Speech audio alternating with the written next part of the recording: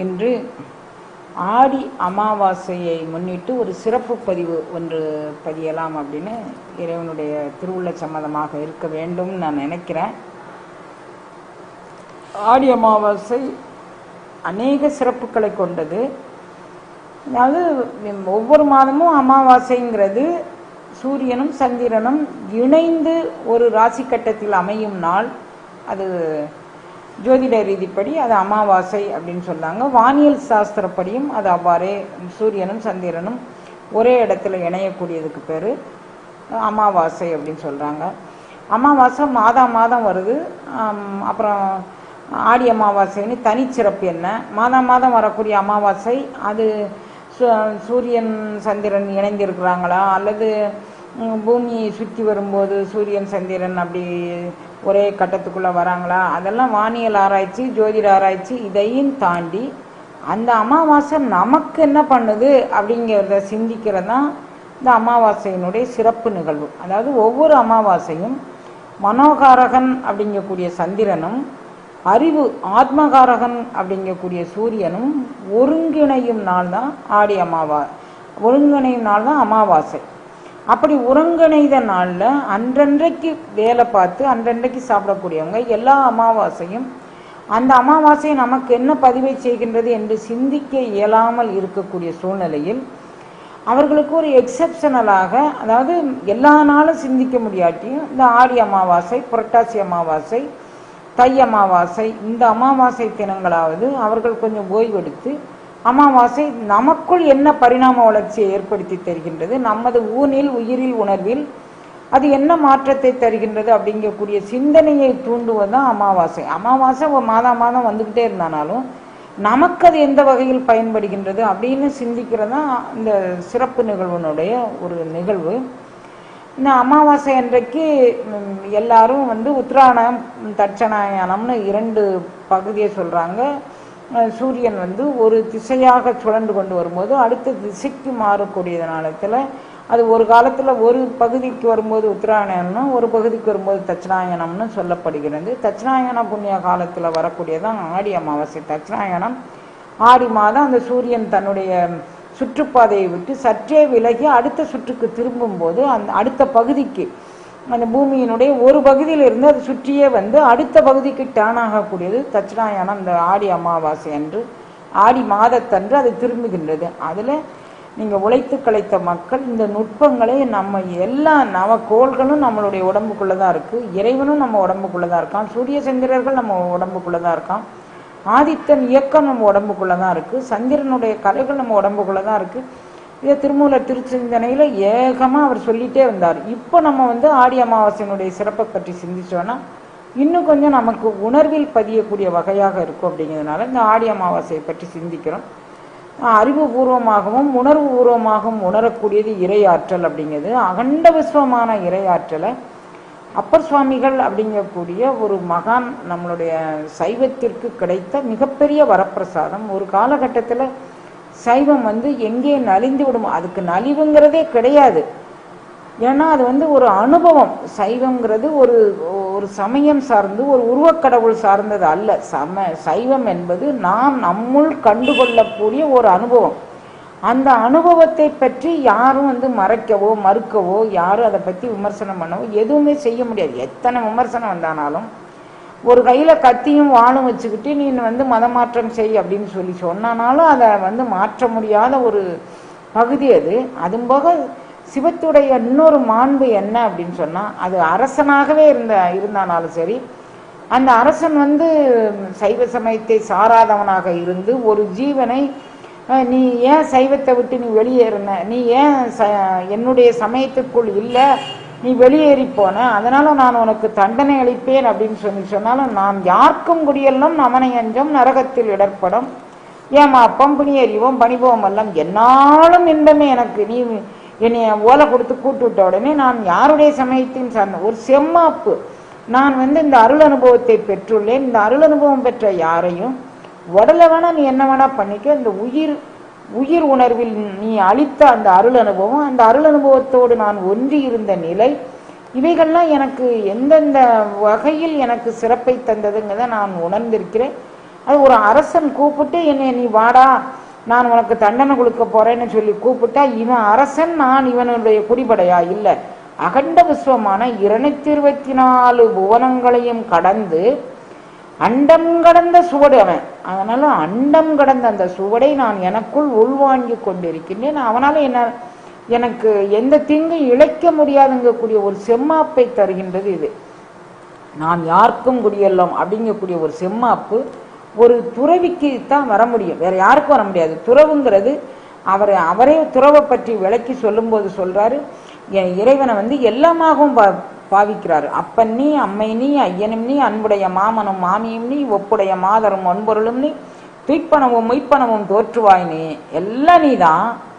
ஆனா எனக்கு துறவு இருக்கு பாரு, நான் புறத்தோற்றத்தில் ஒரு தண்டம், ஒரு கமண்டலம், ஒரு கசாயம், ஒரு முக்காடு என்னென்னமா போட்டுக்கிட்டு வேஷம் போட்டுக்கிட்டு ஆடுறாங்க. ஆனா துறவுக்கு இலக்கணம் வகுத்த ஒரு பெரிய உணர்வு பூர்வமான இலக்கணம் வகுத்த மேதை அப்பர் சுவாமிகள் அவர் சொல்றாரு, நீ துறக்க முடியாதுடா கண்ணா, துறவு நீ எப்படி பெறணும்? இறைவனை துணையாக கொண்டு நீ அவனை சரணாகதி பண்ணி பெற வேண்டியது துறவு அப்படின்னு சொல்றார். துணையா இருந்து என் நெஞ்சம் துறப்பிப்பாய் நீ. புறத்துறவு துறவில்லை. நான் கசாயம் கட்டினதுனால நான் துறவி இல்லை, நான் முக்காடு போட்டுக்கிட்டதுனால நான் துறவி இல்லை, நான் அக்கமணி மாலை போட்டுக்கிட்டதுனால நான் துறவி இல்லை, தண்டம் வச்சுக்கிட்டதுனால நான் துறவி இல்லை, கமண்டல் வச்சுக்கிட்டதுனால நான் துறவி இல்லை. நான் துறவி என்பது எப்போது எனக்கு வரும்? துணையா இருந்து என் நெஞ்சம் துறப்பிப்பாய் நீ. என்னுடைய நெஞ்சத்துக்குள்ள நீ அந்த துறவை கொண்டு வந்து தரணும், அதுதான் துறவு அப்படிங்கிறார்.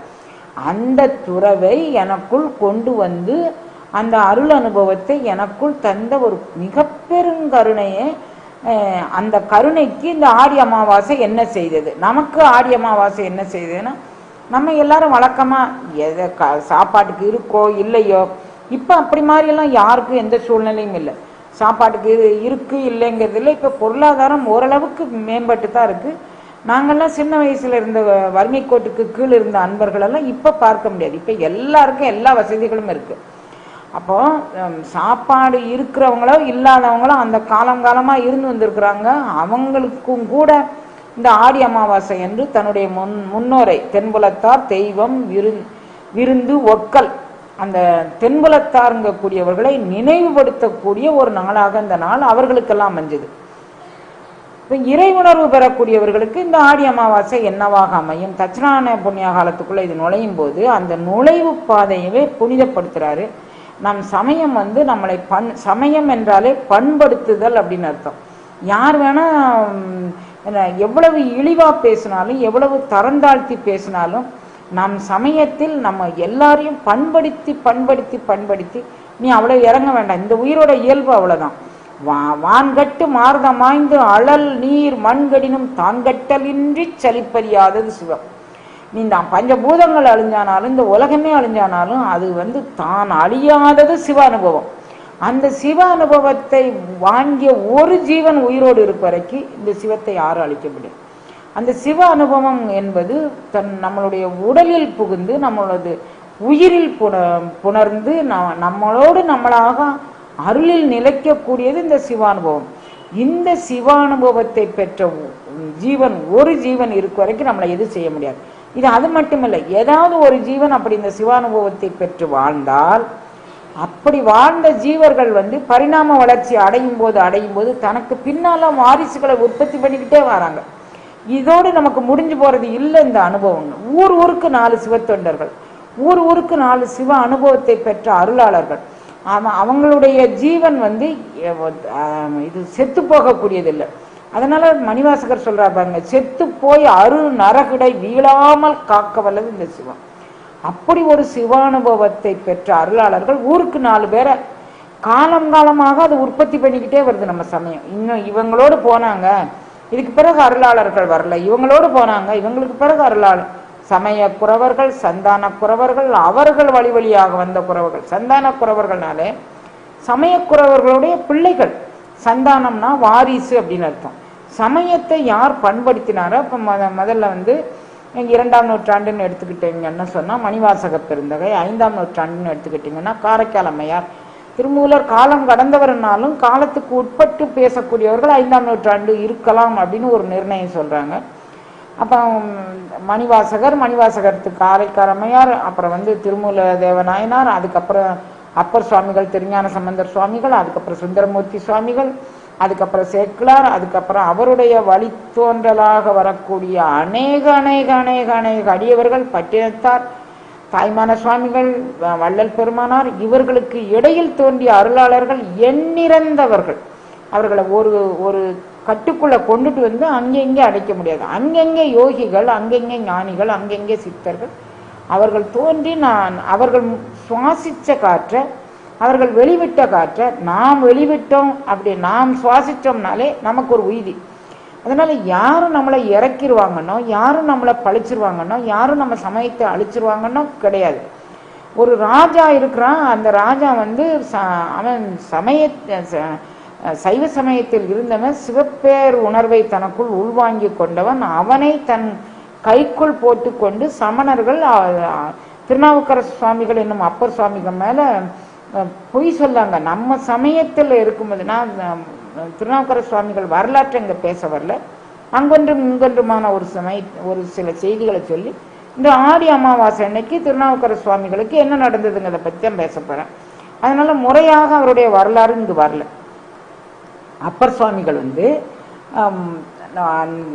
இவர்கிட்ட போய் மகேந்திர பல்லவன்கக்கூடிய மன்னன்கிட்ட போய் சொல்றாங்க, அப்பர் சுவாமிகள் நம்ம சமயத்துல இருந்தா வயிற்று வலிச்சுதான், இப்ப வந்து சைவத்துக்கு போனோடனே வயிற்று வலி போயிட்டான். எப்படி கோல் சொல்றாங்க பாருங்க. எதை சொன்னா எங்க அடிச்சா வலிக்கும்னு சொல்லுவாங்கல்ல, அது மாதிரி அரசன்கிட்ட போய் இப்படி சொல்றாங்க. அதனால அவன் தலைவனா இருந்திருக்கிறான். அவன் தலைவனாக இருந்த ஒருவன் தன்னுடைய தலைமை பதவியை துறந்து அந்த சமயத்துக்கு போயிட்டான், அவனுடைய தாய் மதத்திற்கு அவன் திரும்பி விட்டான் அப்படின்னு சொன்னா, இங்க யாருமே இருப்பதற்கு நமக்கு நாளே கிடையாது. தன்னுடைய தாய் மதத்துக்கு அவன் போகும்போது அவன் பின்னால கொத்து கொத்தா கூட்டம் கூட்டமா எல்லாரும் போயிடுவாங்க. அப்ப நம்ம வந்து இந்த சமண சமயத்திற்கு ஆதாரம்ங்கிறது ஒன்றுமே இல்லாம போயிடும்னு சமண குறவர்கள் போய் அந்த அரசன்கிட்ட போய் சொல்றார். அரசன் ஒரு ஆள் அனுப்பி நீங்க வா அப்படின்னு சொல்லி கூட்டிட்டு வர சொல்லி சொல்றான். அந்த நேரத்தில் அவர் ஒரு செம்மாப்பா பாடுறாரு, நீ கூப்பிட்டு வரக்கூடிய அளவிற்கு நான் வந்து ஒரு எளியவன் அல்ல. அவர் என்ன வச்சிருக்கிறாரு, ஒரு கந்தை கட்டியிருக்கிறாரு, முட்டுக்கு கீழே ஒரு ஆடை கட்டியிருக்கிறாரு, ஒரு கைப்பீனம் கட்டியிருக்காரு, அவ்வளவுதான். கையில கூட பிச்சை பாத்திரம் எதுவுமே இல்லை. அப்படி வாழக்கூடிய அவருக்கு பேர் உணர்வை தான் உள்வாங்கி கொண்டதனால் வந்த செம்மாப்பில் அவர் சொல்றாரு, நீ கூப்பிட்டு வரக்கூடியவனா, நான் யாருக்கும் குடியல்லும், இந்த குடிபடைக்கு நீ வந்து மகேந்திர பல்லவன் ஒரு அரசன், உன்னுடைய குடிமகன் நான் நீ நினைச்சுக்கிட்டியாடா, நாம் யாருக்கும் குடியல்லும், நமனை அஞ்சோம், நரகத்தில் இடர்படும், ஏமாப்போம், புனியறியோம், பணிவோம் அல்லம், என்னாலும் என்பமே துன்பம் இல்லை. தாம் யாருக்கும் குடியல்லா சங்கரன் பொய்மலர் சேவடியே நான் பிடிச்சிருக்கையா, நீ வந்து என்னை என்ன செய்ய முடியும் அப்படி. வேலைக்காரங்க சொல்றாங்க, ராஜா நான் உங்களை இவர் ராஜா தான், நீங்க உங்களை கூட்டிட்டு போகலன்னு வச்சுக்குவோம், அங்க எங்களை தண்டிப்பாங்க, அப்போ பிற உயிர்கள் கஷ்டப்படுறத நான் விரும்பல கண்ணா, வா அப்படி சொல்லி கூட போயிட்டார். இறைவனுடைய திருக்கருணையினால இவர் அங்க போயிட்டார்.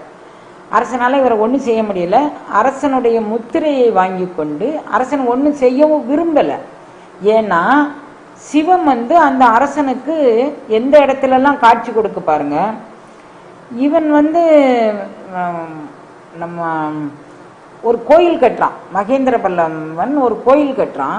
அந்த கோயிலில் காஞ்சிபுரத்தில் ஒரு கோயில் கட்டுறான். இப்பவும் ஆர்கியாலஜி டிபார்ட்மெண்ட்டுக்கு கீழே கைலாசநாதர் கோயில் அந்த கோயில் இருக்கு. அந்த கோயிலுக்குள்ள வந்து கோயில் பிரதிஷ்டை பண்ணணும். எங்கும் நீக்கமர நிறைந்த இறைவனுக்கு நான் வந்து இந்த கோயிலுக்குள்ள நான் இன்னொரு நாளைக்கு நீ வச்சுக்கோப்பா, அங்கே பூசலார்னு ஒரு நாயனார் வந்து கோயில் கட்டுறாரு, அந்த கோயிலுக்கு நான் போறேன்னு இவர் சொல்றாரு. எங்கும் யார்கிட்ட சொல்றாரு, காஞ்சி மன்னன்ட்ட அவர் கனவுல வந்து சொல்றாரு. அப்ப அந்த மன்னன் வந்து ஈகோ நினைச்சிருந்தா 9 கால பூஜை யாகசாலை பூஜை நடத்தி நாளைக்கு கும்பாபிஷேகம் இன்னைக்கு சொல்றாரு அவரு. அந்த அரசன் நினைச்சிருந்தா என்ன செஞ்சிருக்கலாம், இது என் கனவில் வந்தது, என்னுடைய சகபத்தினிக்கு கூட தெரியாது. அப்ப நான் வந்து என்னுடைய பிரஸ்டீஜ் இஷ்யூ இது, நான் வந்து என் கோயிலுக்கு அரசன் தெய்வம் வரல, பூசலார் நாயனார் கட்டிய கோயிலுக்குத்தான் தெய்வம் போகுதுன்னு நான் வெளியே பிரகடனப்படுத்தினேன். ஆனால் இந்த அரசன்கிட்ட எங்கேயோ ஒரு குற்றம் உள்ளதுன்னு சொல்லி என்னுடைய குடிப்படைகள் நினைப்பாங்கங்க கூடிய ஆணவத்தாக்கம் அவனுக்கு இல்லை. அவன் வந்து மிக உறுதியாக அவன் என்ன பண்ணனா, எம்பெருமான் எனக்கு கனவுல வந்து நான் ஒன்னது கோயிலுக்கு வரல, நான் பூசலார் நாயனார் கோயிலுக்கு போறேன்னு அவன் சொல்லிட்டான். அப்ப அந்த கோயிலையும் அந்த அரசனையும் அந்த அடியவரையும் சிறப்பிப்பது எனது கடமை அப்படி நினைச்சான் பாருங்க. அவன் அப்படி நினைச்சதெல்லாம் இன்று வரை பேசப்படுகின்றான் மகேந்திர பல்லவன். அவன் அந்த பூசலார் கட்டிய கோயிலுக்கு போயிட்டு வந்து இவன் இன்னொரு கோயிலுக்கு வச்சுட்டான்னு வச்சுக்குவான், அது ஒரு நிகழ்வு. அதுக்கு அடுத்த நிகழ்வு இறைவன் வந்து காட்சி கொடுத்த நிகழ்வுகளை சொல்றேன். சந்தர்ப்ப சூழ்நிலைகள்னால கூட இருந்தவங்க இப்படி ஒரு புளிய பறிச்சுட்டாங்க. ஆனாலும் அவனுடைய பக்திக்கு ஏற்றம் கொடுத்தான் சிவன். அந்த ஏற்றம் கொடுத்த இடத்துல இது ஒரு இடம். இன்னொரு இடம், இவர் வந்து பழையாறை இன்னும் ஒரு ஊர்ல அந்த சமணர்கள் என்ன பண்ணாங்க, சிவன் கோயிலை மூடி, பழையாறை வடதளி அப்படின்னு அதை சொல்லுவாங்க, அதை சிவன் கோயிலை மூடி அந்த இடத்துல சமணப்பள்ளியை நிறுவிட்டாங்க. இவர் ஊர் ஊரா போய் இறைவனை போய் கும்பிட்டுட்டே வராரு. பழையாறை வடதளிக்கு வரும்போது அந்த இடத்துல சிவபெருமான் சொல்றாரு, இந்த இடத்துல நான் இருக்கேன், என்னை வணங்கி பாடிட்டு போன்னு அப்பர் சுவாமிகள்கிட்ட சொல்றாரு. அங்கிருந்து வந்து பார்த்தா தள்ளாத வயது, இவர் 50-60 வருஷத்தை சமணத்திலே கழிச்சிட்டாரு. மிகவும் தள்ளாத வயது, பழையாறைக்கு வந்திருக்கிறாரு. வந்த உடனே இவர் பார்க்குறாரு, ஆமா இவர் என்னை பாடிட்டு போன்னு சொல்றாரு, இவருடைய திருவுருவையே நான் காணலையே, நான் என்னை எவ்வாறு பாடுவேன் அப்படின்னு அவர் நினைக்கிறாரு. அப்படி நினைச்ச உடனே நான் உன்னை எவ்வாறுப்பா பாடுவேன்னு நினைச்ச உடனே சிவம் என்ன செய்து இவனுடைய மாண்பையும் எடுத்து சொல்லணும். மகேந்திர பல்லவனை எல்லாரும் அண்டர் எஸ்டிமேட் பண்ணிட்டாங்க. ஏன்னா இவன் சமணத்திற்கு மாறி அப்பர் சுவாமிகளுக்கு 4 பெரிய பனிஷ்மெண்ட் கொடுக்குறாங்க. அந்த 4 பனிஷ்மெண்ட்டுமே சாதாரணமானது அல்ல. இவருக்கு வந்து ஏற்கனவே சிவமே ஒரு பனிஷ்மெண்ட் கொடுத்துருச்சு. கொடிய வயிற்று வலியை கொடுத்து தடுத்தாட்கொள்ளுது. சூளை கொடுத்து ஆட்கொண்டான்னு சொல்லுவாங்க, அது கொடுத்து அது ஆட்கொள்ளுது. அதில் இவர் படாத பாடு பட்டுக்கிட்டு பட்டாரு. அதுக்கு பிறகு அந்த சமணர்கள் ஒரு 4 பனிஷ்மெண்ட் கொடுக்குறாங்க. ஒரு இடத்துல வந்து கல்லை கட்டி கடல்ல போட்டாங்க, அது ஒரு பனிஷ்மெண்டா கொடுத்துட்டாங்க. ஒரு இடத்துல யானையை விட்டு எடற விட்டாங்க, அது ஒரு பனிஷ்மெண்டா கொடுத்துட்டாங்க. ஒரு இடத்துல பால் சோறுல விஷம் கலந்து அவருக்கு கொடுக்குறாங்க. இது சாதாரணமான பனிஷ்மெண்ட் இல்லை. எல்லாத்தையும் அவர் வாங்கிக்கிட்டு அதையும் ஜெயிச்சு இவர் மேலே வந்தார். அது ஒவ்வொன்றுக்கும் அந்த பதிகங்களை இன்றளவுக்கும் பாடினா கூட நம்மளுடைய அகப்பகை புறப்பகை அனைத்து பகைகளும் நீங்கி நாம் சுகமாக வாழலாம் அப்படிங்கிறதுக்கு அவருடைய வரலாறு, அந்த அவர் பாடிய பாடல்கள் சான்றாக உள்ளது.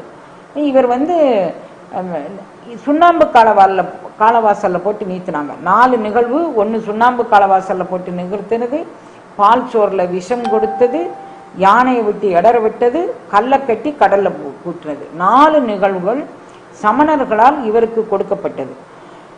இறைவன் வந்து இல்லைப்பா, நீங்க வந்து சமணர்கள் அரசனை பயன்படுத்தி இந்த காரியத்தை செய்தாங்க, அரசனுக்கு இதுக்கு சம்பந்தம் இல்லை, அதனால நான் அரசன் கனவுல போய் சேரேன்னு பூசலார் நாயனாருக்கு கோயில் கட்டுறதுக்கு ஒரு முறை அவர் கனவுல வந்து சொல்லிட்டாரு. இன்னொரு முறை அந்த பழையாறையில போய் இறைவன் வந்து இவர் என்ன பண்ணிட்டாரு, நான் சாகும் வரை உண்ணாவிரதம் இருக்கேன், உன்னை பாட சொல்ல, உன்னுடைய திருக்கோயில் அழகென்ன, அதனை சுற்றுப்புறகாரத்தினுடைய அழகென்ன, நீ இருக்கிற வண்ணம் என்ன, வடிவென்ன, கோலம் என்ன, எது எனக்கு தெரியாம நான் எப்படி பாடுவேன், நான் அதனால நீ வந்து எனக்கு காட்சி கொடுக்கும் வரைக்கும் நான் வந்து இதுல உண்ணாவிரதம் இருக்கிறேன்னு பழையாறையில இவர் உண்ணாவிரதம் இருக்கிறார்.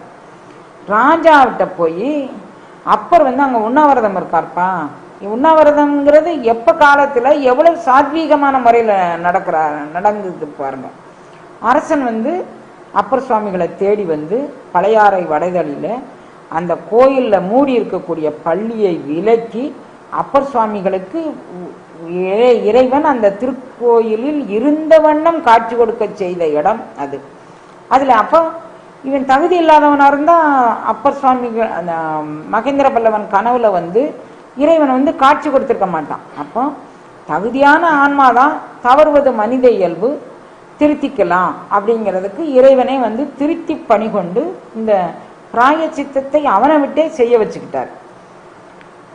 அப்புறம் இந்த 4 நிகழ்வுகளும் இது மாதிரி இருக்கு.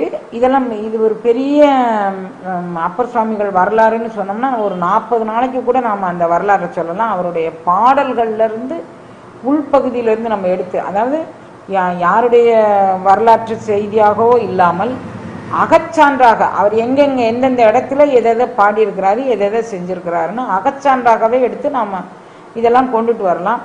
இப்போ நமக்கு அவ்வளவு விரிவாக்கமாக நம்ம போகலை. நம்ம எடுத்துக்கொண்ட சப்ஜெக்டுக்கு தகன வந்திருக்கிறோம்.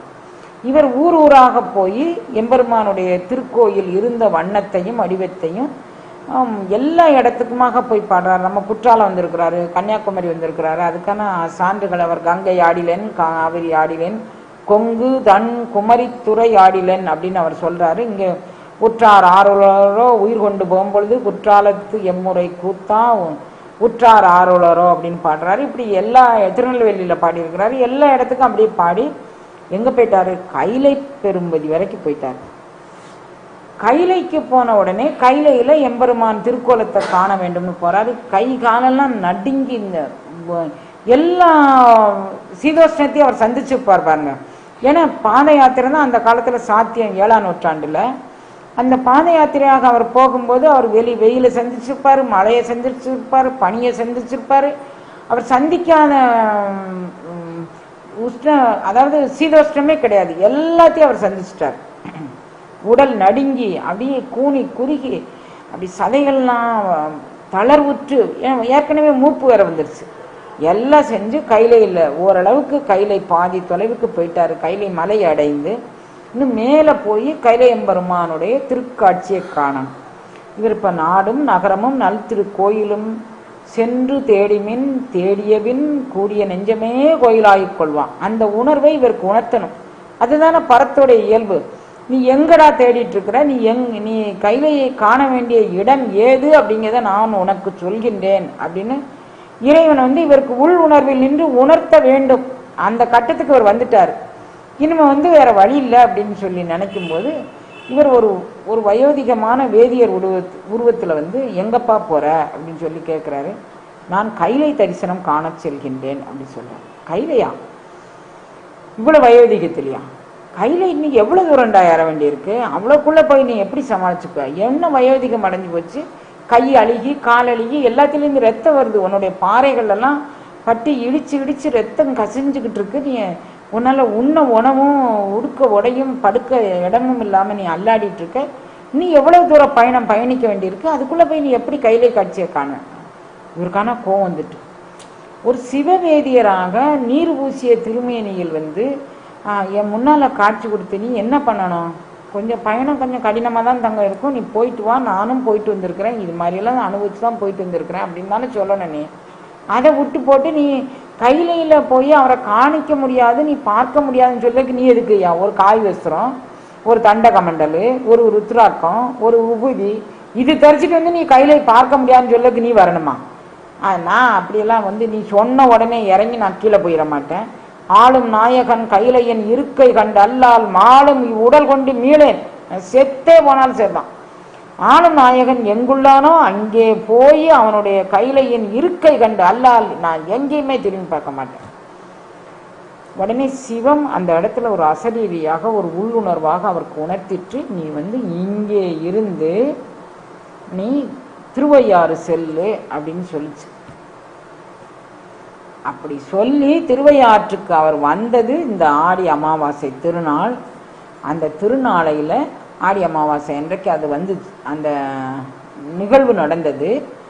அந்த ஆடி அமாவாசை அன்னைக்கு இப்போது சில சம்பிரதாயங்கள் அங்கே பின்பற்றப்பட்டு என்னெல்லாம் செய்கிறாங்க அப்படிங்கிறத நான் உங்களுக்கு சொல்கிறேன்.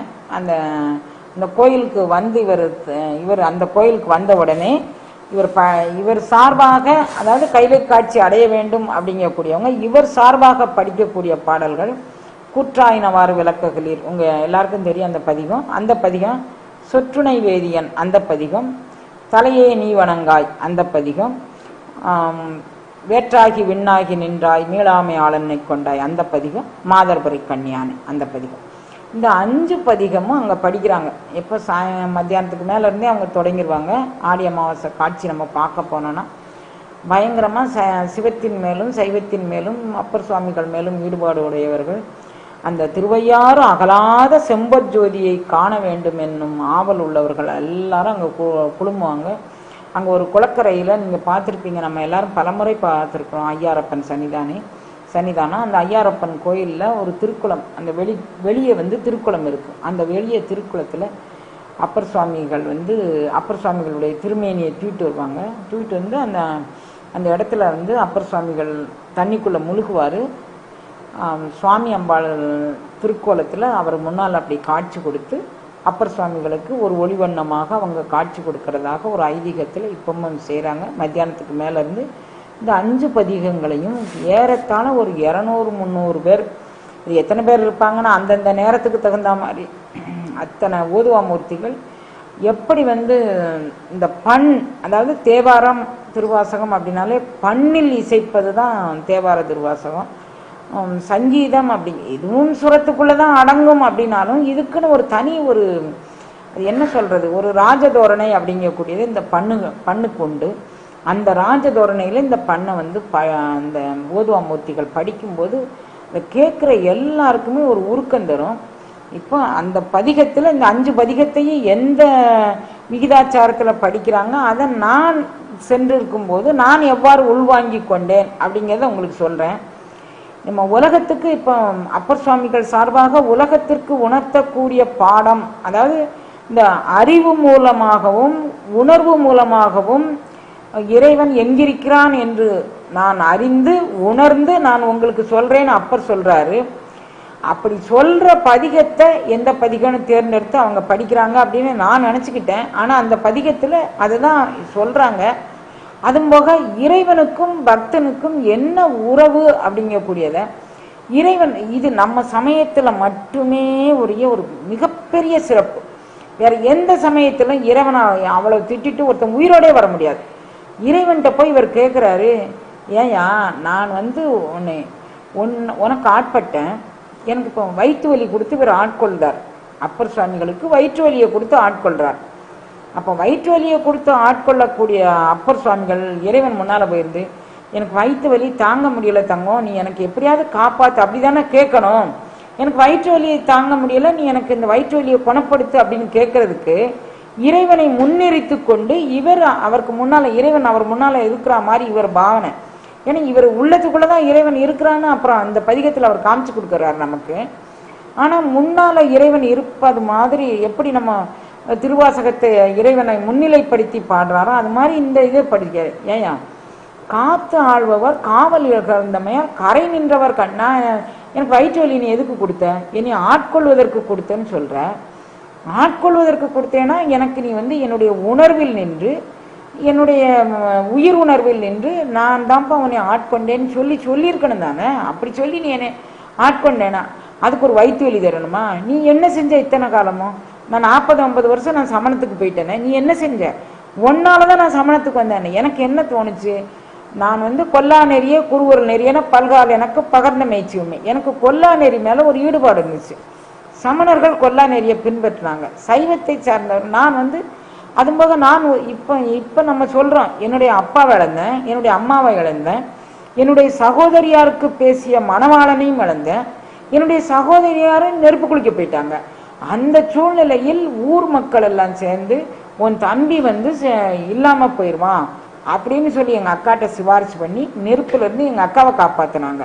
தம்பியர் உளராதல் வேண்டும் என்னும் தயையால் எங்க அக்கா வந்து எனக்காண்டி உயிர் வாழ்ந்தான். நான் அதனால இறைவனுக்கு சமமா எங்க அக்காவை நான் பாடிட்டேன். எப்படி பாடுறாரு, இன்றாலுமாய் எந்தையுமாய் என் உடன் தோன்றினராய். எனக்கு இறைவன் எப்படி காட்சி கொடுத்தான், என் தாயா காட்சி கொடுத்தான், என் தந்தையா காட்சி கொடுத்தான், என் கூட பிறந்தவளா காட்சி கொடுத்தான். அப்படி இருக்கணும் ஒரு உடன்பிறப்பு. நமக்கு எப்படி அமையணும் அப்படிங்கிறதுக்கு பாருங்க, கடவுளாவே அவங்க அமையணும் அப்படின்னு அவர் சொல்றாரு. தனக்கு வழி நடத்தி அந்த சகோதரிக்கு ஏதோ ஒரு வகையில் ஒரு நன்றி கடனை செலுத்திட்டார் பாருங்க. ஈன்றாளுமாய் எந்தையுமாய் எனக்கு உடன் தோன்றினராய், என்னுடைய கூட பிறந்த சகோதரியாவே அவ வந்தா அப்படின்னு ஒரு பாடல்ல ஒரு பதிகத்தில் அவர் படிக்கிறார். அப்படிப்பட்டவர் இறைவன் முன்னால நின்றுட்டு கேட்கிறாரு, ஏயா நீ வந்து என்னை ஆட்கொண்டுக்கணும், காத்து ஆள்பவர் காவல். நீ என்னைய, நான் சமணத்துக்கு போனேன் இல்லை, நான் சமணத்துக்கு எந்த சூழ்நிலையில் போனேன், இந்த சூழ்நிலையில தான் போனேன். எங்கள் அப்பா செத்துட்டு, எங்கள் அம்மா செத்துட்டு, எங்கள் அக்காவுக்கு பேசுகிற மாப்பிள்ளை செத்துட்டு, எங்கள் அக்காவும் சாவ போயிட்டான். அப்போ சமணம் வந்து எனக்கு ஒரு ஆறுதல் அளிச்சது, எனக்கு ஒரு பதவியை கொடுத்து என்னுடைய அறிவை பயன்படுத்தி கொண்டு அது கொல்லா நெறியே கொருவர் நெறின்னு சொன்னோடனே நான் அந்த நெறியில் ஆசைப்பட்டு நான் அங்கே போயிட்டேன். இது ஒரு தப்பா? அங்கே போன பிறகு தெரிஞ்சிச்சு சமணர்கள் தகுதியான பாத்திரம் அல்ல. நான் நினைச்ச அளவுக்கு அந்த மதம் வந்து என்னை ஈர்த்து பணிகொள்ளவில்லை. அந்த நான் பார்த்தேன், அங்கே போய் பார்த்த பிறகுதான் தெரிஞ்சிச்சு இவங்க வந்து மறைந்திருந்து கொலை செய்யக்கூட அளவுக்கு. இப்போ கூட அந்த சமணர்கள்னு இல்லாட்டியும் கூட சைவத்தையும் சிவத்தையும் அழிக்க நினைக்கக்கூடியவர்கள் இன்றைக்கும் அப்படியெல்லாம் செய்கிறாங்க. இவங்க செஞ்சதுனால இந்த சைவமோ இந்த நம்மளுடைய தமிழக கலாச்சாரமோ இந்திய கலாச்சாரமோ இவங்க செய்ததுனால மாறுபட போகிறது இல்லை. ஆனாலும் காலம் காலமாக இப்படி ஒரு கூட்டம் இருந்து வந்திருக்கு. அவர் சொல்றாரு, நான் வந்து தமிழோடு இசைவாடல் மறந்தறியேன், நான் உன் நாமம் என் நாவில் மறந்தறியேன். எங்க இருந்துட்டு சொல்றாரு, நான் இத்தனை காலம் சமணத்துல இருந்தாலும் நான் அங்கிருந்து போன உடனே ஏதோ ஒரு ஃபோர்ஸில் அவங்க என்னெல்லாம் சொல்றாங்கங்கிறது எனக்கு ஒரு அந்த நேரத்தில் ஒரு இன்ஃபேச்சுவேஷன் இருந்துச்சு. அவங்க சொன்ன கருத்தில் ஒரு அட்ராக்ஷன் இருந்துச்சு. நான் அதில் போனேன். உள்ளே போய் பார்த்த பிறகுதான் அட பாவிகளா, கொலகார பாவிகள் இவர்கள் அப்படின்னு எனக்கு அங்கே போய் பார்த்த பிறகுதான் தெரிஞ்சிச்சு.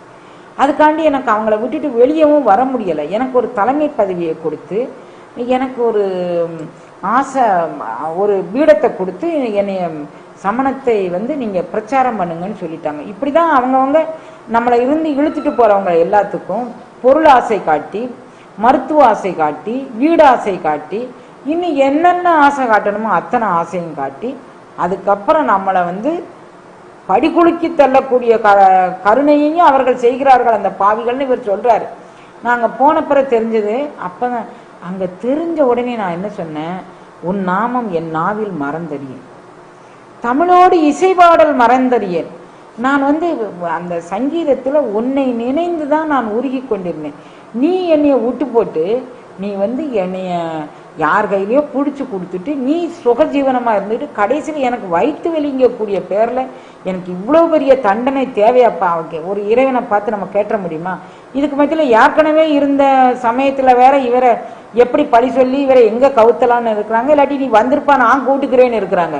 அப்போ தன்னுடைய உரிமை நாயகன், என்னுடைய உரிமை நாயகன் அப்படின்னு அவர் சொல்றாரு. என்னுடைய உரிமை நாயகன்ட்ட நான் எப்படி வேணாலும் நான் நடந்து கொள்ளலாம். அவன் எனக்கே உரியவன், நான் அவனுக்கே உரியவன். அவன் எனக்கான கடமையை செய்திருக்க வேண்டும். செய்ய தவறியதுன்னா நான் அவனை குறை சொல்றேன். அப்போ அப்படி எல்லாம் நம்மளும் குறை சொல்லலாம் இல்லையா? நம்மளும் இறைவன் அந்த உரிமையை பெறலாம் இல்லையா? நான் அவர் சொல்றாரு, நான் ஒருபோதும் தவறு செய்யவில்லை.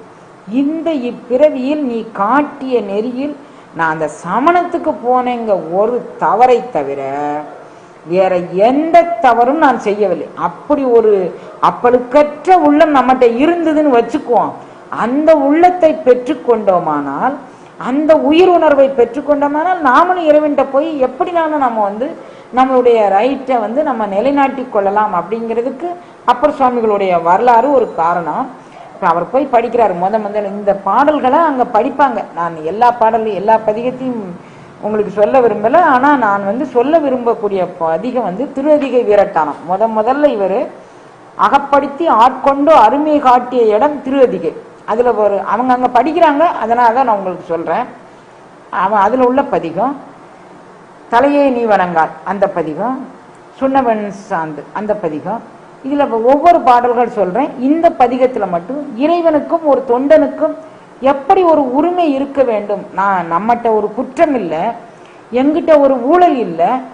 நான் வந்து இறைவனை மட்டுமே நான் நினைச்சு வாழ்றேன். அவனுக்காக வேண்டி என் ஆவியை உடல் பொருள் அனைத்தையும் அவன்பால் ஒப்புவித்தேன்.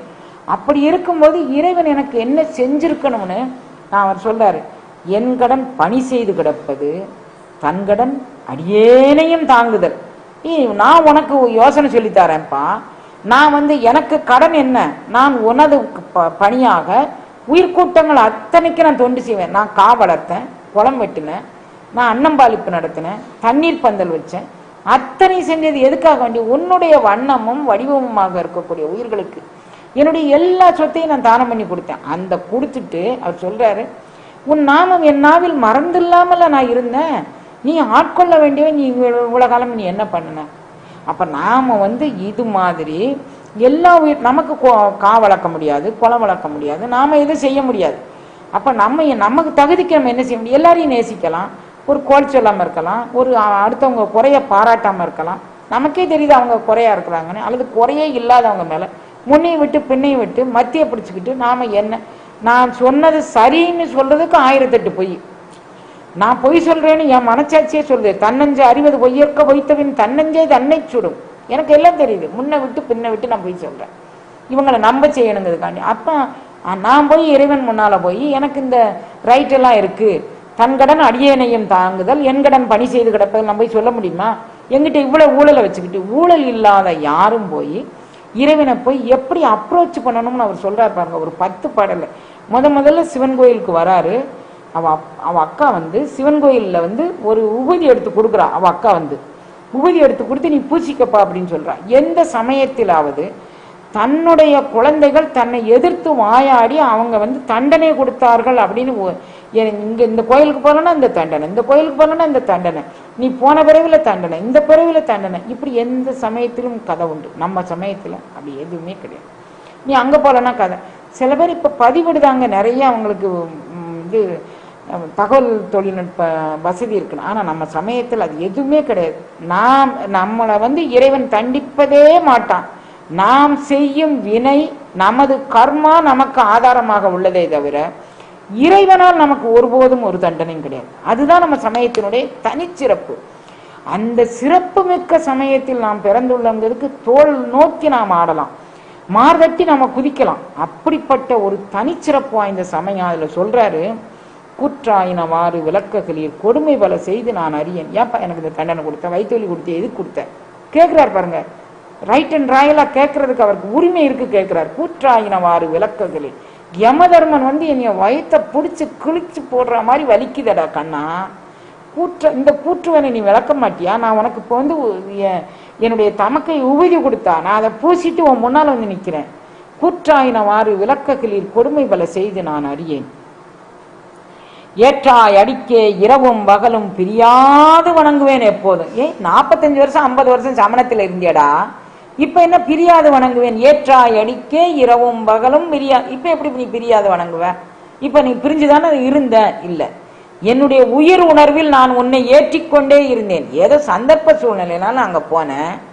அங்க போன பிறதான் தெரிஞ்சிச்சு அவங்க ரொம்ப கொலகாரங்கள்னு. அதுக்கப்புறம் என்னால அவங்கள விட்டு வெளியே வர முடியல. ஏற்றாய் அடிக்கே இரவும் பகலும் பிரியாது வணங்குவேன் எப்போதும், தோற்றாது என் வயிற்றின் அகம்படியே குடரோடு துடக்கி முடக்கிட ஆற்றேன். என் குடலை பிடிச்சி அப்படியே கரைச்சு புளியுதப்பா, குடரோடு துடக்கி முடக்கிட ஆற்றேன். அதிகைக்கடியில வீரட்டான துறை அம்மா, நான் உன்னை சரணடைஞ்சிருக்கேங்கன்னு, என்னால் இந்த வயிற்று வலியை தாங்கவே முடியலை, எப்படியாவது நீ இதை குணப்படுத்து அப்படி சொல்றாரு. அதுக்கு குணப்படுத்துறதுக்கு அவர் சொல்றாரு, நான் உன்னை பிரிஞ்சு ஒருபோதும் ஆடல. ஏற்றாய் அடிக்கே பிரியாத இரவும் பகலும் நான் உன்னை தான் நான் நினைச்சுக்கிட்டு இருந்தேன். நான் அங்க போன உடனே நான் உன்னைய மறந்துட்டேன். இது உனக்கு தெரியாதா? நான் என்னுடைய ரைட் அண்ட் ராயலை நான் உங்ககிட்ட கேட்கிறேன். எனக்கு ஜஸ்டிஸ் கேட்டு உன் முன்னால நிக்கிறேன். நானே வக்கீலா இருந்து நான் உன்கிட்ட நியாயம் கேட்கிறேன். இந்த நியாயத்துக்கு நீ எனக்கு பதில் சொல்லு அப்படின்னு அவர் சொல்றாரு பாருங்க. இந்த 10 பாட்டும் நம்மளுடைய சமயத்துல கடைசி மூச்சு உள்ள ஒரு ஜீவன் இந்த பாடலை சொல்லிட்டு இருந்தா போதும், நம்ம சமயத்தை யாராலும் அசைக்க முடியாது. அவ்வளவு பெரிய சிறப்பு வாய்ந்தது இந்த பாட்டு. நெஞ்சம் உமக்கே இடமாக வைத்தேன், நினையாது ஒருபோதும் இருந்தறியேன்.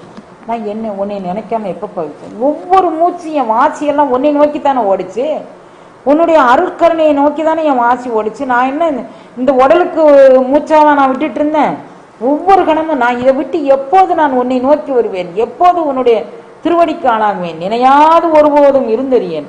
வஞ்சம் இது ஒப்பது கண்டறியேன் நீதான்ப்பா எனக்கு வஞ்சனை செஞ்சுட்ட. நான் அங்க இருந்துகிட்டே ஒன்னதானே நினைச்சுக்கிட்டு இருந்தேன். வஞ்சம் இது ஒப்பது கண்டறியேன், நீ வஞ்சம் பண்ணிட்டடா என்கிட்ட. நீ என் வயிற்றோடு துடைக்கு முடக்கிவிட பண்ணக்கூடிய அளவுக்கு நான் என்ன தப்பு செஞ்சேன்? அங்க போனேன். அதுக்கு போனதுக்கு காரணம் என்ன? நீதான் காரணம். என்னுடைய மென்டல் ஸ்ட்ரெஸ்ஸை நீ மாற்றிருக்கணும். அந்த நேரத்தில் இது உலகத்தில் நிலையாமை என்பது உலகத்தில் இயற்கையாக நடக்கக்கூடிய தம்பி. அவங்கவுங்க கர்மாவை அவங்கவுங்க அனுபவிக்காங்க. நீ எதுக்குப்பா அங்கே போகிறேன்னு சொல்லி நீ தட்டி கொடுத்து என்னைய கூட்டிருக்க வேண்டியதானே? நீ என்னை கைவிட்டுட்டு இப்போ என்ன வந்து பேசுகிற? அவர் சொல்கிறாரு, நெஞ்சம் உமக்கே இடமாக வைத்தேன் நினையாது ஒருபோதும் இருந்தறியேன், வஞ்சம் இது ஒப்பது கண்டறியேன் வயிற்றோடு துடைக்கி முடக்கிவிட, நஞ்சாகி வந்து என்னை நலிவதினை நணுகாமல் துறந்தும் கறந்தும் விடு. நஞ்சு மாதிரி விஷமா வந்து கலக்குதப்பா. இதை நினைச்சு பார்த்து நீ கொஞ்சம் கருணை பண்ணி இதை வேண்டான்னு சொல்லி போய்க்கிற வேண்டாம் அந்த வயிற்று வெளியே. அவர் சொல்றார், நஞ்சாகி வந்து என்னை நலிவதனை நணுகாமல் துறந்து கறந்தும் விடு, அஞ்சேல் என்னை அதிக. நீ எனக்கு என்ன செஞ்சிருக்கணும்? வருத்தப்படாத, நான் இப்பவுமே குணமாக்கி தரேன் அப்படிதானே சொல்லணும். சாதாரணமாக நம்மகிட்ட 2 லட்சம் 3 லட்சம் வாங்கிட்டு இருக்கவன் ஒரு மேப் படம் இங்கேருந்து ஒரு டாக்டர்கிட்ட கூட்டிகிட்டு போனான். அவன் உடனே ஒரு ஸ்கேன் போடுறான், ஒரு இந்த உடலை வந்து ஒரு ஸ்கேன் காமிக்கிறான். இது இந்த இடத்துல இது இருக்குது, இந்த இடத்துல படித்தவனோ படியாதவனோ இவனுக்கு இது புரியுமா புரியலையா அவனுக்கு அது கிடையாது. அவனுக்கு பேக்கப் வந்து 3 லட்சம் 5 லட்சம் 2 லட்சம் 1.5 லட்சம் என்ன பேக்கப் பண்ணுறானோ அந்த பேக்கப்புக்கு தான் நான் வரைஞ்சு காமிக்கானே. நீ ஒரு உயிரை ஆட்கொள்ளவன், நீ என்ன பேக்கப் எனக்கு உணர்ந்திருக்க? உன்னுடைய பேக்கேஜ் என்ன? நீ எனக்கு என்ன செஞ்சிருக்கணும்? ஒரு சாதாரண மருத்துவம் சொல்லலாம், ஏன் இது இப்படி இருக்கு, நாங்கள் இதை செய்கிறோம், இதுக்கு இவ்வளவு ரூபா செலவாகும், இந்த இதில் நாங்கள் என்னென்ன டெஸ்ட் எல்லாம் எடுக்க போகிறோம், உனக்கு இதை குணப்படுத்தி தரது எங்களுக்கு முன்னால் இத்தனை பேர் வந்திருக்கிறாங்க, எங்களுடைய மருத்துவ ஹிஸ்ட்ரியில் இத்தனை பேரை நாங்கள் குணப்படுத்தியிருக்கிறோம், உன்னையும் குணப்படுத்தோம், இப்படிலாம் சொல்கிறாங்கல்ல, நீ எனக்கு என்ன செஞ்ச? அவர் கேட்குற. நான் கேட்கலாம், நமக்கு ரைட் இருக்கு, நமக்கு உரிமை இருக்கு, நமது உரிமை நாயகன் அவன். இவரே சொல்றாரு, என்னுடைய உரிமை நாயகன் நீ அப்படிங்கிறார். அந்த உரிமை நாயகன்ட்ட நம்ம கேட்கலாம். அது கேட்கறதுக்கு அவர் நமக்கு சொல்லித்தராரு. நஞ்சாகி வந்து என்னை நலிவதனை அணுகாமல் துறந்து கறந்து முடியுது, அஞ்சேலுமென்னீர் அதிகை கடில வீரட்டான துறையம்மான். அஞ்சேல் பயப்படாதன்னு சொல்லணும்ல, அப்படி சொல்ல மாட்டேங்க. ஏன் சொல்ல மாட்டேங்க? நான் உனக்கு என்ன துரோகம் பண்ணுனே நீ சொல்லலை. இறைவன்கிட்ட போய் நமக்கு கேட்கறதுக்கு சொல்லித்தராரு பாருங்க. உங்ககிட்ட உண்மை மட்டும் இருக்கணும், சத்தியம் மட்டும் இருக்கணும், வலுவாமை. எந்த சூழ்நிலையிலும் நான் பொய்க்கு போக மாட்டேன் அப்படிங்கக்கூடியது மட்டும் இருந்ததுன்னா இறைவனையே ஆட்டி படைக்கலாம் நமக்கு கற்றுக் கொடுக்குறாரு பாருங்க. இறைவன் இதெல்லாம் கேட்டுட்டு சும்மா தானே இருக்கிறான். உடனே அவன் நினைச்சோம்னா நாக்க பிடுங்கிடலாம்ல நம்ம நாக்க. அவன் இருந்தால் தானே இந்த பஞ்சபூதங்களை செய்து, நம்ம உடலை செய்து, நம்ம உயிரை செய்து, நம்மளுடைய உணர்வை செய்து, நம்மளுடைய நாக்கை புரட்ட முடியும்னா அவன் நம்ம நாக்குக்குள்ள நிற்கிறதுனால தானே புரட்ட முடியுது, இல்லாட்டி புரட்ட முடியாது நமக்கு. அப்ப இவ்வளவு நாக்க புரட்டுறதுக்கு ஆற்றல் கொடுத்தா நீ தப்பு செய்தா நாக்கே புரட்டாம விட்டுருக்கலாமே. என்ன கேள்வியெல்லாம் கேட்கிறாரு பாருங்க, நமக்கு சொல்லித்தராரு. அவருக்கு வைத்த வலிச்சுதான் என்னன்னு எனக்கு தெரியல, நம்மளை மாதிரி உண்டான ஆட்களுக்கு சொல்லி தராரு. நீ போய் உன்னுடைய உரிமை நாயகன்கிட்ட நீ பெர்ஃபெக்டா நடந்துக்கோ, உன்னுடைய பெர்ஃபெக்ஷன் உனக்கு ஒரு பாதுகாப்பு அளிக்கும். அவன் உன்னை தனியாக தேடி வந்து ஆட்கொண்டு அருள்பாலிப்பான்னு அவர் சொல்லித்தரார் பாருங்க. அதுக்கு அடுத்த பாடல்ல, பணிந்தாரண பாவங்கள் பாற்றவல்லீர் படுவெண் தலையில் பலி கொண்டு உழல்வீர், துணிந்தே உமக்கு ஆட்செய்து வாழலுற்றால் சுடுகின்றது சூளை தவிர்த்தருள். நான் சமணத்தை விட்டுட்டு இங்க வந்துட்டேன். எதுக்கு வந்தேன்னா துணிந்துதான் வந்தேன். அவன் கொண்டாலும் சரி, நீ கொண்டாலும் சரி, யார் கொண்டாலும் சரி, துணிந்தே உமக்கு ஆட்செய்து வாழலுற்றேன், சுடுகின்றது சூளை தவிர்த்தருள். நீ பணிந்தவர்களுடைய பாவத்தை பாற்றுவேன்னு சொல்லி எல்லாரும் பேசினாங்களேப்பா. யாரெல்லாம் உன்னை சரணாகதி அடைஞ்சாங்களோ, யாரெல்லாம் நீ துன்ப நீக்க வேண்டும்னு வேண்டுனார்களோ அத்தனை பேருக்கு நீ காப்பாத்திருக்குன்னு சொன்னாங்க. அப்படி செஞ்சே இல்லையே. என்கிட்ட எனக்கு செஞ்சாதானே நான் நம்புவேன். அப்படி நீ எனக்கு செஞ்சியா? அவர் கேட்குறாரு. நீ வந்து பணிந்தாரண பாவங்கள் பாற்றவல்லீர் படுவெண் தலையில் பலிகொண்டு, கையில் வந்து எல்லாரும் வந்து வெண்தலை மாலை வச்சிருக்கிய, எல்லாரும் வந்து நான் எனதுங்கதை போடுவாங்கன்னு நான் பணிஞ்சு தானே வந்திருக்கிறேன். இது உயிருக்கு துணிஞ்செல்லாம் வந்திருக்கிறேன். அங்கே போனாலும் அங்கே அவன் அடிச்சு கொண்டுருவான், இங்கே வந்தாலும் வைத்த வெளியே என்ன கொன்றும் போல இருக்கு ஐயா. அவர் கேட்குறாரு, துணிந்தே உமக்கு ஆட்செய்து வாழலுற்றால் சுடுகின்றது சூளை தவிர்த்தருள், பிணிந்தார் கொடி கொண்டு மெய்பூச வல்லீர் பெற்றமேற்றுகந்தீர் சுற்றும் வெண்தலை கொண்டு அணிந்தீர் அடிகேள் அதிக கடில வீரட்டான துறையம்மான். எல்லாருடைய ஆணவ மலங்களையும் தலைமாலையாக போற்றுக்கொண்டு எல்லா இடத்துலையும் பலிதேர்ந்து உண்கீர். பலிதேர்ந்துன்னா பிச்சை எடுத்து உண்றேன்னு சொல்கிறாங்க. எல்லார்ட்டையும் ஆணவ மலத்தை கேட்குறேன்னு நான் எல்லாத்தையும் தானே விட்டுட்டு இருந்தேன். நான் மலத்தோட இருந்தேன். என்னுடைய மலங்கள் எல்லாம் உன்னுடைய திருவடிக்கு ஆளாக்கிட்டு நான் வந்து உழவாரப்பணி நான் எப்போ செஞ்சேனோ அப்போ நான் எனது போய் தானே செஞ்சேன். நான் உழவாரப்பணி செஞ்சது வந்து நானை வச்சுக்கிட்டா செஞ்சேன். எல்லாத்தையும் இழந்துட்டு செஞ்சேனே. அப்போ ஏன்னா என்னுடைய நீ பெற்றமேற்று ஒன்று நீ இந்த மாதிரி எனக்கு வயிற்று வலியை கொடுத்துருக்கிறதுக்கு நீ ஆட்கொண்டேன்னு சொல்றதுக்கு உனக்கு என்ன தகுதி இருக்கு? எவ்வளவு ரைட்டா கேட்கிறார் பாருங்க. முன்னம் அடியேன் அறியாமையினால் முனிந்தி என்னை நலிந்து முளைக்கிட பின்னை அடியேன் உமக்கு ஆளும்பட்டேன் சுடுகின்றது சூளை தவிர்த்தருள் தன்னை அடைந்தார் வினை இருப்பதென்றோ தலையாயவர் தம் கடனாவது அண்ணனடையார் அதிகக்கடில வீரட்டான துறை அம்மானு. ஐயா, முன்னம் அடியேன் அறியாமைன்னு நான் போயிட்டேன். சமணத்துக்கு போனது சத்தியம். அது என்ன, நான் தெரிஞ்சா போனேன், அறியாமல் போயிட்டேன். அதுக்காண்டி ஒரு வயிற்று வலி கொடுப்பியா நீனு? அப்ப அறியாம தப்பு செஞ்சா ஒரு வயிற்று வலி கொடுப்பது எல்லாம் தான் நீ. சமணமும் நீ தான், வைணவமும் நீ தான். என்ன அது அகச்சமயமா புறச்சமயமா அகப்புறச்சமயமா புறப்புறச்சமயமா எல்லாம் நீ தானையா. இதுல தனியா நான் அங்க ஒண்ணு போனேங்கிறதுக்காண்டியே எனக்கு இப்படி வயிற்று வலி கொடுத்துட்ட. அவர் கேட்கிறாரு பாருங்க. முன்னம் அடியேன் அறியாமையனால் நான் அங்க அறியாம போனேன். முனிந்தி எம்மையே நீ அதுக்காண்டி என்கிட்ட கோவப்படுவியா? முனிந்தி எம்மை நலிந்து முடைக்கிட பின்னை அடியேன் உமக்கா. சரி, ஒருவேளை அங்க இருந்ததுனாலதான் இந்த வயிற்று வலி தாங்க முடியல போல இருக்கு. பின்னை அடியேன் உமக்கு ஆளும் பட்டேன். நான் இப்ப உனக்கு அடிமையா தான் வந்து நிக்கிறேன். அப்ப என் வயிற்று வலியை தீர்த்து வையே. நமக்கு வயிற்று வலின்னு இல்லை, பிறவி நோயே நமக்கு ஒரு வலிதான். நமக்கு வரக்கூடிய எல்லா விதமான துன்பங்கள் நமக்கு ஒரு வலிதான். அதுலேருந்து விடுதலை கிடைப்பதற்கு நம்ம இப்படி ஒரு உணர்வு பூர்வமாக இறைவன்ட்ட நம்ம கேட்கலாம்னு அவர் சொல்லித்தராரு. நமக்கு நம்மகிட்ட பெர்ஃபெக்ஷன் இருக்கணும். அவர் சொல்றாரு, நான் என்னுடைய அனைத்தையும் நான் உனக்கே ஒப்பு கொடுத்தேன், நான் தப்பே செய்யலை அப்படிங்கிறார். அவன் முன்னால போயிருந்து நான் தப்பே செய்யலைன்னு சொல்றதுக்கு ஒரு ஆணித்தரமான எண்ணம் வேணும் தானே. அவன் ஸ்கேன் போட்டு பார்த்தா அந்த ஸ்கேன்ல ஏதாவது மிஞ்சுமா, எங்கேயாவது ஒளிஞ்சுக்கிட்டு இருக்குமா? அந்த ஸ்கேன் போட்டு அவன் நம்மளுடைய உள்ளத்தை பார்க்கும்போது எனக்கு எந்த தப்பு நான் செஞ்சதா தெரியலை. அந்த மாதிரி ஒரு உறுதிப்பாடு நம்மகிட்ட இருந்தோம்னா இதை விட கூட நம்ம நல்ல அருமையாக கேட்கலாம். அவர் 7ஆம் நூற்றாண்டுல கொஞ்சம் பயந்து இருப்பாரு. இப்போ நம்ம 21ஆம் நூற்றாண்டுல வாழ்ந்தோம், இதை விட கூட நம்ம ஆணித்தரமா பேசலாம். அவர் சொல்றாரு, காத்து ஆழ்பவர் காவல் இகழ்ந்தமையால் கரை நின்றவர் கண்டுகொள் என்று சொல்லி நீத்தாய கயம்புக நூக்கியிட நிலை கொள்ளும் அழைத்துறை வென்றேன். நீத்தாய கயம் கசம்னு சொல்லுவோம்ல நம்ம. இது என்னைய கசத்துல இறக்கிட்டான் அந்த இங்கிருந்து போனேன், என்னைய ஆளுங்கசத்துல இறக்கிட்டான் அப்படிம்பாங்க. அதாவது நமக்கு ஏதோ பொருளாதார நஷ்டம் ஏற்பட்டாலும் அப்படிதான் சொல்லுவோம். உடல் ரீதியாக ஏதாவது கூட்டிட்டு போய் கெடுத்தா கூட அவன் என்னை ஆளுங்கசத்துல நீக்கிட்டான். அவர் சொல்லாரு, நீத்தாய கயம்புக நூக்கியிட நிலை கொள்ளும் அழைத்துறேன். அவன் என்னை ஆழமான கசத்துல இறக்கிட்டான். நீச்சடிச்சு மேல ஏறி வருவோம்னா நீத்தாய கயம்புக நூக்கியிட அடியே நிலை கொள்ளும் அழையறியன். எனக்கு எப்படி நீஞ்சி வெளியே வர்றதுங்கிறது தெரியல.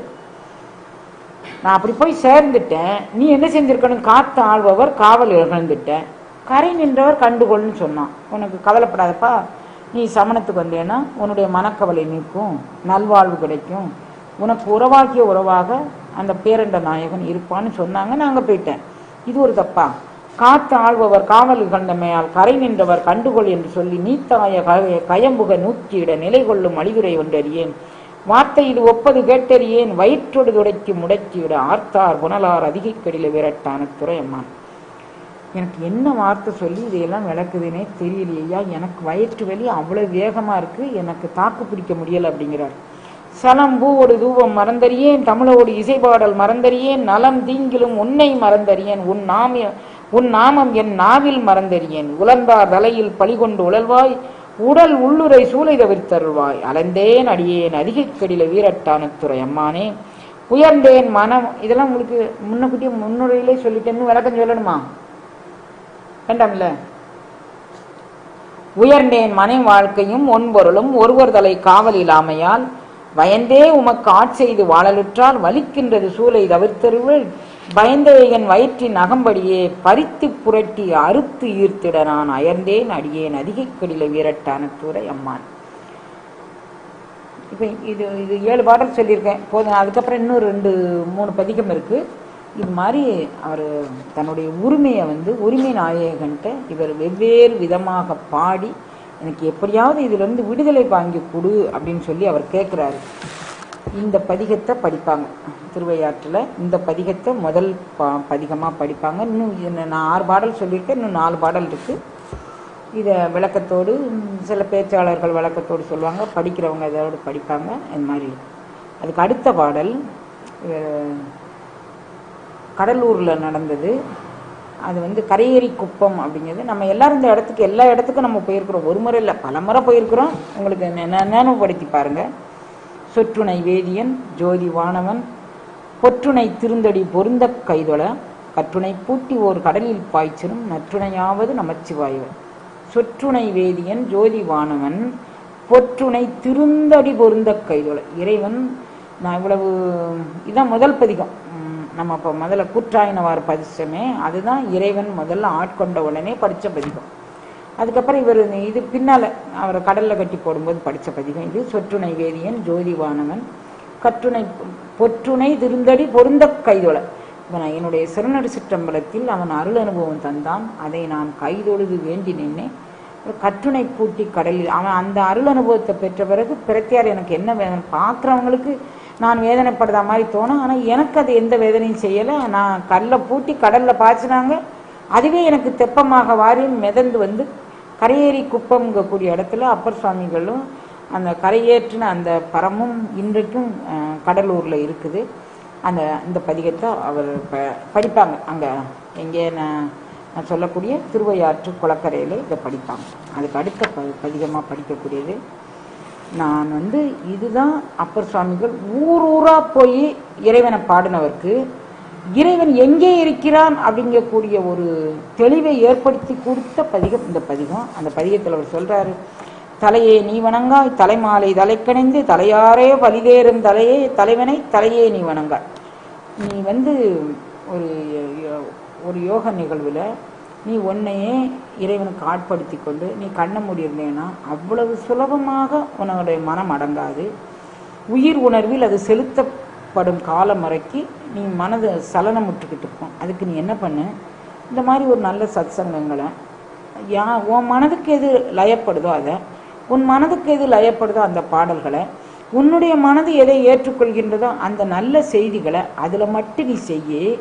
நீ அதை திசை திருப்பி புறத்தை திருப்பிட்டேன்னா காமம் குரோதம் லோபம் மோகம் மதம் ஆச்சரியம் உன்னை அப்படியே பாதாளத்தில் தள்ளிடும்.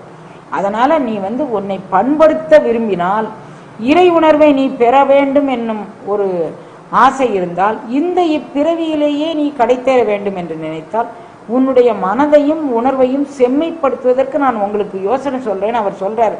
ஏன்னா அவர் வந்து கன்னியாகுமரியிலேருந்து காஷ்மீர் வரைக்கும் அவர் பாத யாத்திரையாக போய் இமயமலை சாரலில் கைலையம் பெருமானை பார்க்கக்கூடிய வரைக்கும் அவர் உடல் தேஞ்சு நடந்து போகிறவர். அவர் சொல்கிறாரு, நீங்கள் இவ்வளவு தேஞ்சு நடந்தாலும் இறை உணர்வை உங்களது உடலுக்குள் கொண்டு வர முடியாது, அதை மடைமாற்றம் செய்யுங்கள். தலையே நீ வணங்காய் ஆணவமுற்று திரியாத தலையே, நான் வந்து இன்னாரு அப்படின்னு உன்னை அடையாளப்படுத்தாத. நீ எப்படி அடையாளப்படுத்தணும், நான் பேரண்ட நாயகனுடைய திருக்குழந்தைன்னு நீ அடையாளப்படுத்திக்கொள். தலையே நீ வணங்காய் தலைமாலை தலைக்கலைந்து தலையாரே பரிதேறும் தலைவன். ஆணவ மரத்தை நம்மகிட்ட இருந்து பிச்சை ஏற்பதற்கு அந்த பேரண்ட நாயகன் தன் பிச்சை பாத்திரம் கையில் ஏந்தி வருகின்றான். அதுக்குள்ள நீ உன்னுடைய ஆணவத்தை நீ போற்று. அப்படி போட்டேன்னா நீ வந்து இந்த தலையினால வரக்கூடிய எல்லா பழிகளையும் நீக்கி நீ வாழலாம் அப்படின்னு சொல்றாரு. அதுக்கப்புறம் அவர் சொல்றாரு, கண்கால் காண்மீன்களோ கரை நஞ்சுண்ட கண்டன் தன்னை. நீங்கள் வேற நீங்கள் பார்க்குற காட்சி வந்து புறக்காட்சியாக நீங்கள் அங்கே பார்த்தேன் இங்கே பார்த்தேன் இங்கே பார்த்தேன் இங்கே பார்த்தேன்னு எங்கே போனாலும் அங்கே இல்லை இறைவன். வந்து இறைவன் எங்கே இருக்கிறான்னு நான் சொல்கிறேன். என் தோல் வீசி நின்றாடும் எம்பிரான் தன்னை கண்கால் காண்மீன்கள். அவன் உங்களுக்குள்ளே நின்று எண்டோல் வீசி நின்றாடான்.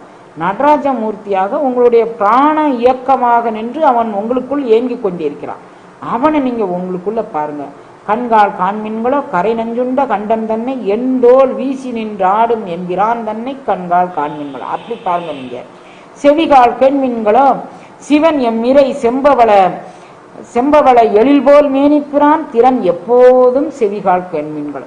நீங்கள் கேட்குற வார்த்தைகள் வந்து அந்த வார்த்தைகள் கூட உங்களுக்கு காமத்தையோ கோபத்தையோ யாராவது வந்து பேசுனா உங்களை ரொம்ப கீழ்த்தரமாக பேசுகிறாங்க, என்னமா பேசுகிறாங்க, அது விடுமா, அதெல்லாம் இல்லை. அவங்க இப்படி பேசுகிறாங்க அப்படி பேசுகிறாங்க அப்படி பேசுகிறாங்க அப்படி பேசுகிறாங்க. செவிகால் கேண்மீன்களை இது வந்து நீ கேட்கக்கூடியது இல்லை. ஏதோ ஒரு பிறவியில் யாருக்கோ நீ என்னவோ செஞ்சிருப்ப, அந்த உயிரோட இயல்பு அவ்வளோதான். இது மாதிரி சுலபமாக இருந்தால் தான் நம்மளால் சமாதானம் ஆக முடியும். இல்லாட்டி படன்னு பப்பர வீடு அந்த பரபரப்பு ரொம்ப இருந்து நம்மளை கீழே தள்ளிடும். அதை கேட்காத அப்படிங்கிறாரு. அப்புறம் என்ன, மூக்கே நீ முரலாய் முதுகாடுரை முக்கணனை வாக்கே நோக்கிய மங்கை மணாளனை மூக்கே நீ முரலாய். நீ சுவாச பிரசுவாசம் எங்கே வச்சுக்கணும், நீ வந்து இப்போ ஒரு அடியார் கூட்டத்தில் சேர்ந்து இருந்தீங்கன்னு வச்சுக்கோங்க, அவங்க ஒரு நொடி நேரமாவது யார் நம்ம 100 பேர் இருக்கிறோம் வச்சுக்குவோம், அந்த 100 பேரில் 2 பேர்னாலும் பிரபு நான் வந்து உன்னுடைய சுவாசத்தையும் உச்சுவாசத்தையும் நான் வெளிச்சுவாசத்தையும் நான் வந்து நான் உச்சுவாசம் நிச்சுவாசமாக நான் உள்சுவாசத்தை நான் உண்மையாக உள்வாங்கக்கூடிய காலம் எப்போதுப்பார் ஏதாவது ஒரு பெருமூச்சு விட்டுருக்க மாட்டானா, அந்த மூச்சை நீ சுவாசிக்கும் போது மூக்கே நீ முரலாய் எவன் வந்து அந்த பேர் உணர்வுல கலக்க விரும்புகிறானோ அந்த பேர் உணர்வாளன் உன்னை உள்வாங்கி விட்ட மூச்சை மூக்கே நீ முரலாய் முதுகாடுரை முக்கணனே அந்த வாக்கே நோக்கிய மங்கை மணாளனை மூக்கே நீ முரலாய். அவன் வந்து உனக்கு உண்மனாதேவி மூலமாக இந்த மூச்சுக்காற்றினுடைய நிலையை மேம்படுத்தி தருவதற்கு அவன் காத்திருக்கிறான். அதை பார்த்து நீ மூக்கு நீ வச்சுக்கோ அப்படிங்கிறார். வாயே வாழ்த்து கண்டாய் மதையானை உரிபோர்த்து பேய்வாள் காட்டகத்தாடும் பிராந்தன்னை வாயே வாழ்த்து கண்டாய். எம்பெருமான் பேய்வாள் காட்டகத்தாடும், பேய்ங்கிறது அறியாமை என்னும் இருளில் ஆணவமாம் பேய் பிடித்து திரிகின்ற உயிர்களுக்கும் கூட அவன் இறங்கி கொண்டிருக்கிறான். அப்ப ஆணவ உயிர்கள் பிடித்த உயிர்களுக்கே அவன் இறங்கிக்கிட்டு அவங்க உடலுக்குள்ள ஆடும்போது உடலுக்குள்ள அவன் எவ்வளவு வாழ்வான். அவனை நீ வாழ்த்துப்பான். அப்படி வாழ்த்தும் போது நீ ஓம்னு நீ சொல்லி அவனை வாழ்த்தும் போது நம்மகிட்ட பேய்வாய் காட்டகத்து இந்த பேய் வாழக்கூடிய காட்டகத்துல அவனுடைய ஞான ஒளி புகுந்து இதை அப்படியே சரிசமனம் செஞ்சிடும். அதை போய் நீ வாழ்த்து அப்படின்னு சொல்லுவார். இப்ப நீங்க வாழ்த்திக்கிட்டு இருக்கிற முறையில நீங்க வாழ்த்துங்க அப்படின்னு சொல்றாரு. பேய்வாள் காட்டகத்தாடும் பிராந்தன்னை வாயே வாழ்த்து கண்டாய் நெஞ்சே நீ நினையாய் நிமிர் புன் சடை நின்மலனை மஞ்சாடும் மலைமங்க மணாளனை நெஞ்சே நீ நினையாய். அவன் வந்து கங்கை சடை தலையில வச்சிருக்கான், நிமிர் புன் சடை, அவன் கற்றைவார் சடையன் கங்கைவார் சடையன் பேர் வச்சிருக்கிறான். அதுல அருள் தன்மையை இறக்கி உங்களுக்கு வாழ்வுகும் தேனை அவன் செய்தான். நேற்றுக்கு நீங்க திருமந்திர சிந்தனையில பாத்தீங்கல்ல, நாக்கு நக்கி பார்க்கிற தேன்ல வாய் புகுந்தேனாக அவன் வச்சிருக்கிறான். அதை அப்படி வச்சிருக்கக்கூடியவனை நீ வந்து நெஞ்சே நீ நினையாய் நிமிர் புன் சடை நின்மலனை மஞ்சாடும் மலைமங்க மணாளனை நெஞ்சே நீ நினைய கைகால் கூப்பித் தொழில் கடி மாமல தூவி நின்று பை வாய் பாம்பு அரை ஆர்த்த பரமனை கைகால் கூப்பித் தொழில். நீங்க வந்து இந்த கூப்புதல் மூலமாக உங்களுக்கு அஞ்சலி செய்யும் போது உங்களுடைய மனம் மொழி மெய் எல்லாம் ஒருங்கிணைக்கும். அதனால அந்த முத்திரையை பதித்து கொண்டு நீங்கள் இறையாற்றலை பெற முடியும் அப்படின்னு அவர் சொல்றாரு. உற்றார் ஆர்வலரோ உயிர் கொண்டு போகும் பொழுது குற்றாலத்துறை பூத்த நல்லால் உற்றார் ஆர்வலர். குற்றாலத்துறை பூத்தனுடைய குறி வந்து குருவ மையத்தில் இருக்கின்றது. அவன்தான் நமக்கு உற்றாராக நின்று நம்மளுடைய வினைப்பதிவுகளை நீக்க வல்லவன். உற்றார் ஆர்வலரோ உயிர் கொண்டு போகும் பொழுது குற்றாலத்துறை பூத்த நல்லால் உற்றார் ஆர்வலரோ. அதுக்கடுத்து சொல்றாரு, இருமான் இருப்பன்களோ ஈசன் பல்கணத்துள் எண்ணப்பட்டு சிவமான் ஏந்தி தன் சேவடிக்குள் சென்று அங்கு இருமான் இருப்பன்களோ. என்னை ஒரு செம்மாப்புல ஒரு இருமாப்புல வச்சிருக்கிறான். சிறுமான் கையேந்தி, அவன் வந்து தன்னுடைய கையில் மானேந்திய கரத்தனாக இருக்கிறான். அவன் என்னை தன் அடிக்கீழ் வைத்திருக்கிறான். அகண்ட பிரபஞ்சமாக இருக்கக்கூடிய அந்த பேரொளி அதனுடைய சிரசு, அதனுடைய திருவடியே சிரசு என்னுடைய உச்சந்தலை வழியாக எனக்குள் பாய்ச்சி வச்சிருக்கிறான். நான் அதை பெற்றுக்கொண்டு இருமாந்து இருப்பன்களும் என் அந்த ஈசனுடைய பல்கணத்துள் எண்ணப்பட்டு, அவனுக்கு எத்தனையோ கணங்கள் இருக்குது, என்னையும் அதில் ஒருவனாக்கி அவன் வச்சிருக்கிறான். அதுல நான் இருமாந்து இருப்பன்களோ. இது எல்லாமே அப்பர் சுவாமிகளுடைய மிக பவித்திரமான பாடல்கள், எதுவும் குறை சொல்றதுக்கு இல்லை. ஆனா அவர் சொல்றாரு, இப்போ நான் உங்களை எல்லாம் திசை மாற்றம் செஞ்சேன், மடைமாற்றம் செஞ்சேன், உங்களுடைய புலன்கள் பொறிகள் அத்தனையும் 11 அடிகளால் மடைமாற்றம் செஞ்ச பிறகு தேடி கண்டுகொண்டேன் திருமாலோடு நான்முகனும் தேடி தேடனா தேவனை தேடி என்னுள்ளே நான் கண்டுகொண்டேன். நீங்க இத்தனை நான் கைலையில போய் பார்த்தோம்லப்பா, கைலை காட்சிங்கிறது எங்க இருக்குன்னு நீங்க தெரிஞ்சுக்கிட்டீங்களா? எதை கொண்டுட்டு வராங்க பாருங்க. அந்த திருவையாறுல கைலை எங்கோ ஒரு இடத்துல இருக்குன்னு சொல்லிட்டு போனோம் பார்த்தீங்களா? அங்க இல்லை. கைலைக்கு வந்த உடனே அவர் சொல்றாரு, தேடி கண்டுகொண்டேன் திருமாலோடு நான்முகனும் தேடி தேடனா தேவனை என்னுடைய தேடி கண்டுகொண்டேன்.